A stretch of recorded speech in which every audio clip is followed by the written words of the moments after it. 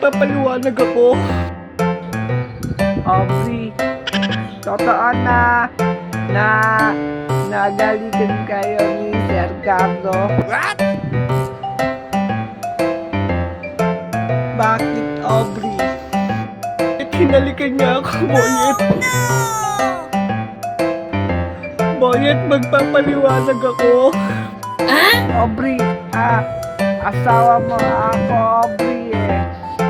Pero sabi mo sa akin, mag-asawa lang yung nagalit ka noon. Nagalit ka nga sa akin nang hinalikan ko si Carlo noon eh. Boyet, sorry.